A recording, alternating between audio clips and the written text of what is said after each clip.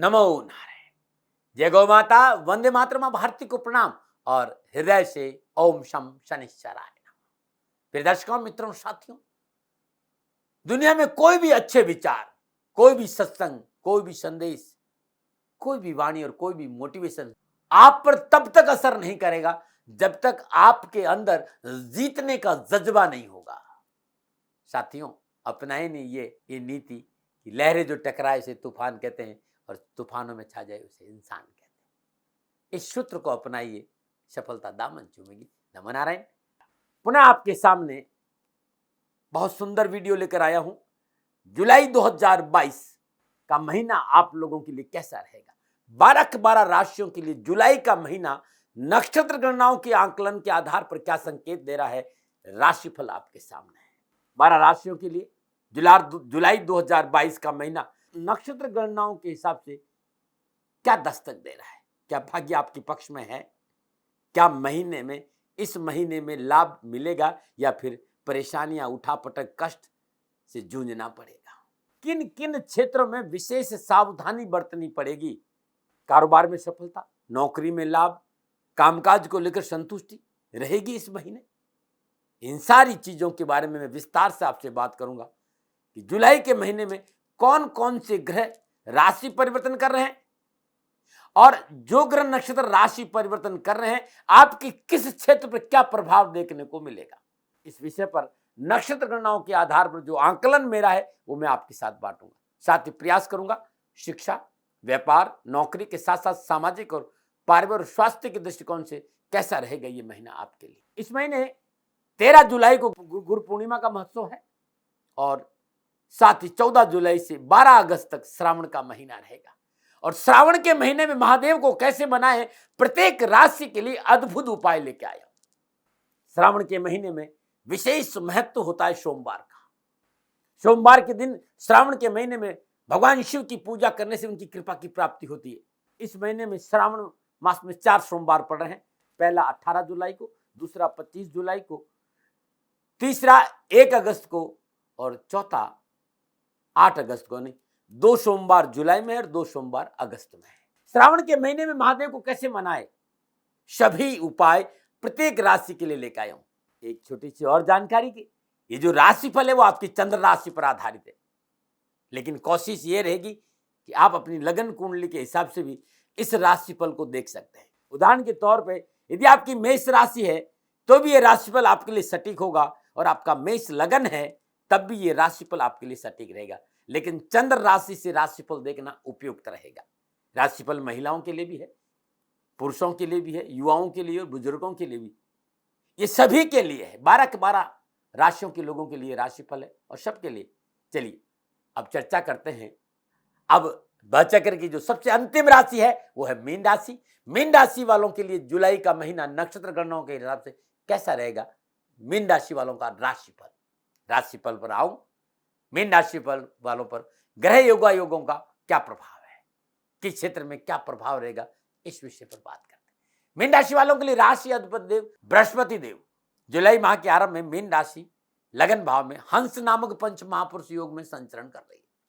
28 जुलाई को बृहस्पति देव मीन राशि में वक्री होंगे और चेष्टा बल बढ़ेगा। नहीं, यहां बृहस्पति देव शुभ अति शुभ हो रहे हैं और बृहस्पति आपके लगनेश और दशमेश पूरे महीने रहेंगे और बृहस्पति देव की कृपा आपको मिलेगी। वहां बैठकर पंचम, सप्तम और नवम दृष्टि भाग्य को देखेंगे, व्यापार को देखेंगे, आपके निजी जीवन को देखेंगे, आपके परिवार को देखेंगे, आपके रिश्तों को देखेंगे, आपकी शिक्षा को देंगे। तो ये जो आपके लिए समय है वो बेहतरीन, शानदार और सफलता का समय। लगन भाव में बृहस्पति विराजमान हो जाए तो जातक को हर सुख की प्राप्ति होती है। संतान, शिक्षा, निजी संबंध, वैवाहिक संबंध, गुरु कृपा, रोजगार, सुख समृद्धि, आर्थिक लाभ, इन सब की सौगात जुलाई के महीने मिलने का संकेत है। 2 जुलाई को बुध देव सूर्य के साथ मिथुन राशि चतुर्थ भाव में बुध आदित्य योग में संचरण करेंगे। बुध यहां स्वराशि मिथुन में चतुर्थ केंद्र स्थान में है और भदन नामक पंच महापुरुष की स्थिति बन रही है और यह स्थिति पूर्ण लाभ विद्यार्थियों और युवाओं को देगी। बुद्धि की तीक्ष्णता बढ़ेगी, सही सटीक निर्णय का लाभ मिलेगा। साथ ही बुध देव के सप्तमें होने का साझेदारी के व्यापार चमेगा और व्यापार और कामकाज में सफलता भी मिलेगी। परंतु सूर्य की चतुर्थ भाव में उपस्थिति माता के स्वास्थ्य को प्रभावित कर सकती है। माता और आपके रिश्तों में तल्खी का संकेत नजर आ रहा है। 16 जुलाई को बुध और सूर्यदेव कर्क राशि पंचम भाव बुध आदित्य योग में संचरण करेंगे।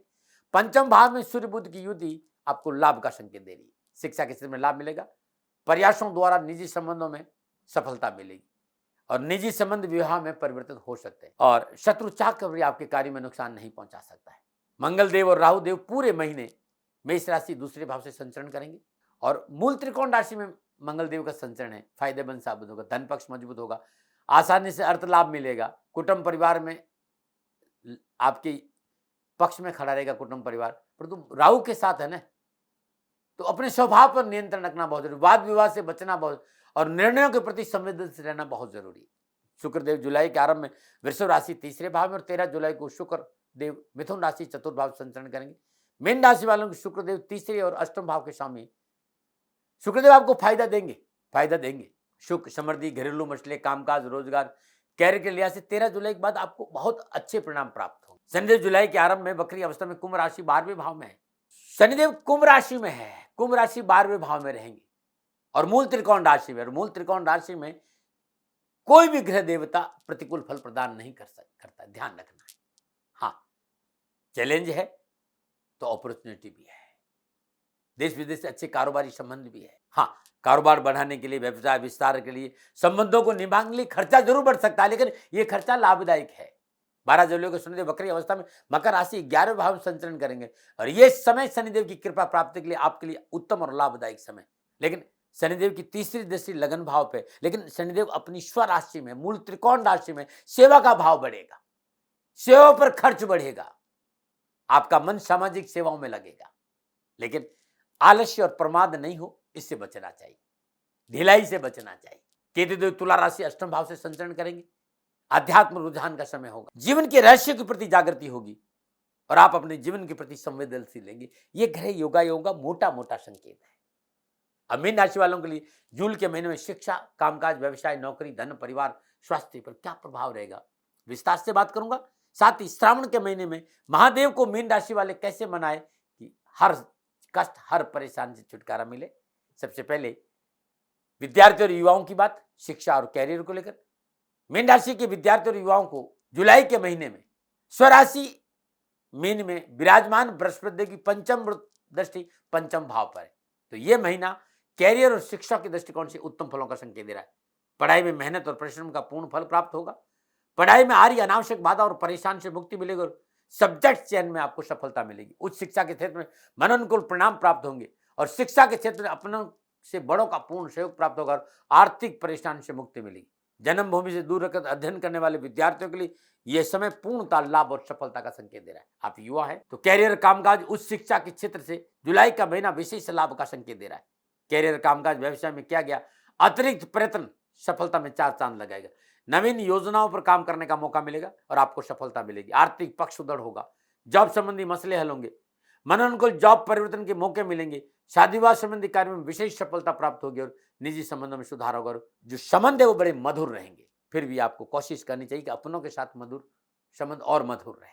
व्यवसाय की बात करूं तो व्यवसाय और कामकाज और आर्थिक दृष्टिकोण से मीन राशि वालों के लिए कामकाज और कारोबार में लाभ और सफलता को लेकर मनोआवश्यकताओं की पूर्ति का संकेत दे रहे हैं। इस महीने आपको मनोआवश्यकताओं की पूर्ति होगी, रोजगार के अच्छे अवसर मिलेंगे।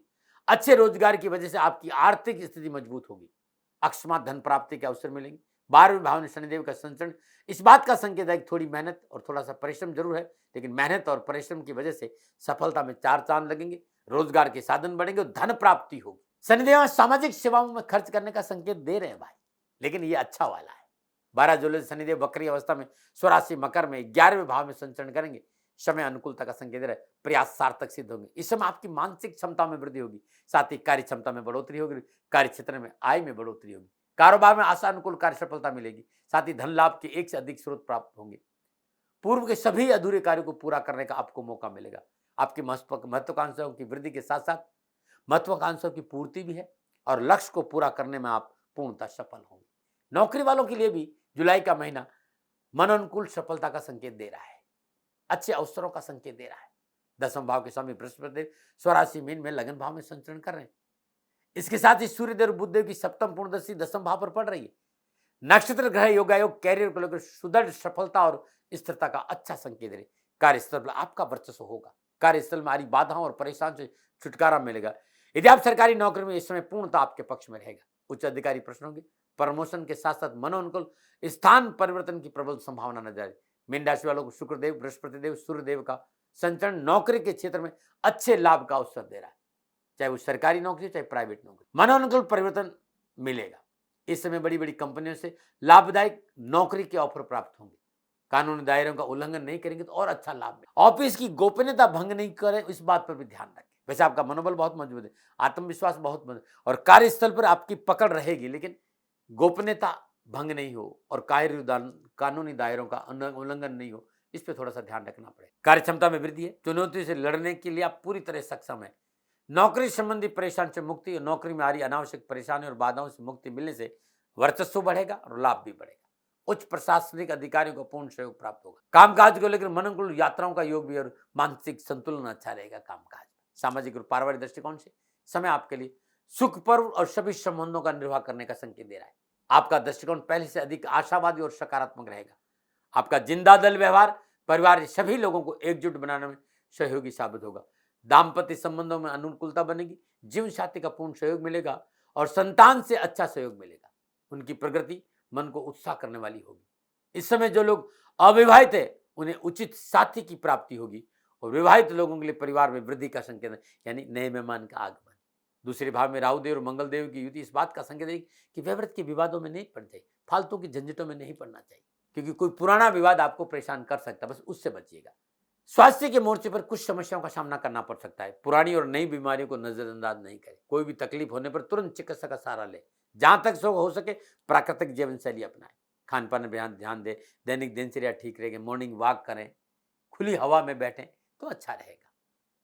विशेष क्या है, किसी भी प्रकार की एलर्जी से बचना चाहिए, अत्यधिक आत्मविश्वास से बचना चाहिए और नैतिकता का दामन पकड़ के रखना चाहिए। उपाय क्या करें, इस महीने हर रोज या गुरुवार को एक पका हुआ पपीता या श्रद्धानुसार पके हुए पपीते 9 वर्ष की कम आयु की कन्याओं को बांट के देखिएगा, बड़ा शुभ रहेगा। और प्रत्येक गुरुवार को एक पपीता छील कर गाय को अपने हाथ से खिलाएंगे तो बड़ा शुभ रहेगा। नमो नारायण। इस महीने हर रोज प्रातःकाल नित्य कर्म स्नान उपरांत श्रद्धा पर शुद्ध देसी घी का दीपक जलाई और अपने घर में गजेंद्र मोक्ष स्तोत्र का पाठ करें तो बड़ा शकुन भरा संकेत नजर आ रहा है, सफलता मिलेगी। फिर दर्शकों और मित्रों, 14 जुलाई से श्रावण प्रारंभ हो रहा है, तो श्रावण के महीने में हर रोज प्रातःकाल नित्य कर्म स्नान उपरांत श्रद्धा पूर्वक ओम नमः शिवाय षडाक्षरी मंत्र का जाप करते भगवान शिव के शिवलिंग पर शहद, गंगाजल, मिश्री और थोड़ा सा शुद्ध देसी घी मिलाकर हर रोज भगवान शिव का अभिषेक करते हैं। कष्ट और परेशानी छुटकारा मिलेगा। हर सोमवार को, क्योंकि 4 सोमवार है श्रावण के महीने में, घिलोय का रस से भगवान शिव का रुद्री पाठ करते हुए अभिषेक करना बड़ा शुभ रहेगा। जलाभिषेक करना बड़ा शुभ रहेगा। और घर में दुर्वा को पीस कर शिवलिंग बनाइए, आकार दीजिए शिवलिंग का। और हर रोज पंचोपचार पूजन के उपरांत शहद अर्पित करने से कैरियर, कारोबार, नौकरी संबंधी परेशानी से मुक्ति मिलेगी। अद्भुत उपाय थे, करके देखिए, आपको लाभ मिलेगा। लेकिन मेरा निवेदन, ये जो राशिफल है वो मेरा आंकलन है, मेरा अनुभव है। न दबाव, न भय, न भ्रांति और न ही किसी तरह का तर्क। सेकंड ओपिनियन का अधिकार आपके पास था, आपके पास है और आप ही के पास रहेगा। हाँ, मेरे से कोई भूल हो गई हो तो दोनों हाथ जोड़कर क्षमा प्रार्थी हूँ। आप सुखी रहें, स्वस्थ रहें, समृद्धिशील रहें। शनिदेव के चरणों में मेरी प्रार्थना। ओम नमो नारायण। राजस्थान का हर व्यक्ति जानता है दाती महाराज गायों से बहुत प्यार करते हैं, बेटियों से बहुत प्यार करते हैं। हजारों सैकड़ों बेटियों के लिए, जीवन के लिए मैंने अपना संपूर्ण जीवन दिया है और ये मेरा शौक था, मेरी राष्ट्र की धरोहर थी और ये करना मेरा कर्तव्य और कर्म था। मैं आपको किसी वजह से नहीं सुना रहा हूं, बस खाली बता रहा हूं कि ये मेरा जीवन का लक्ष्य रहा है। मनुष्य हूं और मानव होने के नाते मेरा कर्तव्य है कि मैं अपनी राष्ट्र की सेवा करूं। मैं इस राष्ट्र का नागरिक हूं। 30 सालों से मैं बेटी बचाओ और गौ सेवा में अपना जीवन इस राष्ट्र के साथ लगाया है। वर्तमान परिस्थितियां आर्थिक दृष्टिकोण से मेरी अनुकूल नहीं है। धन नहीं मांग रहा हूं कि मुझे आप पैसे दीजिए, नहीं, पहले भी कभी नहीं मांगा और अब भी मैं नहीं कह रहा हूं। और ये मेरा अहंकार नहीं है, क्योंकि धन को लेकर मैं राष्ट्र के सामने कभी नहीं आया था। हमेशा मैंने ये कहा कि साहब सेवा करिए, आप, मैं भी सेवा करता हूं, आप भी सेवा करें। धन नहीं चाहिए। लेकिन वर्तमान में जो आर्थिक परिस्थिति है वो मेरे को ये कहने के लिए मजबूर कर रही है कि सन्निधान गौशाला की गायें दुखी नहीं रहें, इसके लिए मुझे आपका सहयोग चाहिए, और सहयोग के लिए मैं स्वयं आपके साथ खड़ा हूं, आपकी समस्याओं के समाधान के लिए। भाई, आप अपनी जन्म कुंडली का अवलोकन कराना चाहते हैं, आप अपनी जन्म कुंडली बनाना चाहते हैं, आपको बहुत सी चीजों की जानकारी चाहिए, तो मैं आपके साथ खड़ा रहूंगा, पूरे साल खड़ा रहूंगा, जब तक जीऊंगा तब तक खड़ा रहूंगा। नंबर आ रहा है, इन नंबरों पर संपर्क करिए, आप मेरे से बात करिए, लेकिन इसकी एवज में गायों के लिए चारे की व्यवस्था कर लीजिए। और इसीलिए मैंने कहा था कि भाई थोड़ा दिन इस समय मैं परेशानी में हूं और मेरी गायें चारों को लेकर थोड़ी सी परेशान हैं, ऐसा हृदय से आया। लोगों ने कहा कि राष्ट्र आपसे प्यार करता है दाती महाराज, एक बार निवेदन करिए। तो मैं दान नहीं मांग रहा हूं, फिर भी मैं अभी भी मेरा ये अहंकार नहीं साथियों, मेरा राष्ट्र सर्वोपरि है। मैं ये नहीं कह रहा हूं, मैं ये कह रहा हूं मैं परिश्रम करूंगा आपके लिए, और परिश्रम के एवज में गायों के लिए चारे की व्यवस्था करिए। शनि भगवान आपकी रक्षा करे और आपका जीवन सदा खुशियों से भरा रहेगा, ऐसा मेरा निवेदन। और वे लोग जो सक्षम है, सामर्थ्यवान है, और जिन्हें दाती महाराज के ज्योतिषीय समाधान की आवश्यकता नहीं, तो उनको मेरा प्रणाम। क्योंकि बहुत से लोगों को मैंने देखा है पिछले एक महीने में, लगभग 20 से 25-50 लोग ऐसे भी हैं जिन्होंने शनिधाम गौशाला में 2100 रुपया चारा कर दिया है। मैं उन सब के प्रति अपना आभार प्रकट करता हूं, और यह सहयोग मैं जीवन भर याद रखूंगा। मित्रों, समय ऐसा है कि मेरी परिस्थिति आर्थिक दृष्टिकोण से अनुकूल संकेत नहीं दे रही है, इसलिए मैंने राष्ट्र से कहा कि शनिधाम गौशाला में परेशानी नहीं चाहिए। सरकार सपोर्ट कर रही है, अपनी सीमाओं में रहते हुए जो सरकार करती है, लेकिन उससे पूरा नहीं पड़ता है, ये आप भी जानते हैं। शासन की अपनी एक सीमा है और अपनी मर्यादा है, और शासन के पास और बहुत से काम है। लेकिन फिर भी मैं आप सभी का धन्यवाद देते हुए हृदय से पुनः एक बार निवेदन करना चाहता हूं कि आपको लगता है कि दाती महाराज के साथ शनिधाम गौशाला में खड़ा रहना है, तो नंबर है, जरूर सहयोग करें। मेरा कोई दबाव नहीं है, प्रार्थना थी। ओम नमो नारायण, ओम नमो।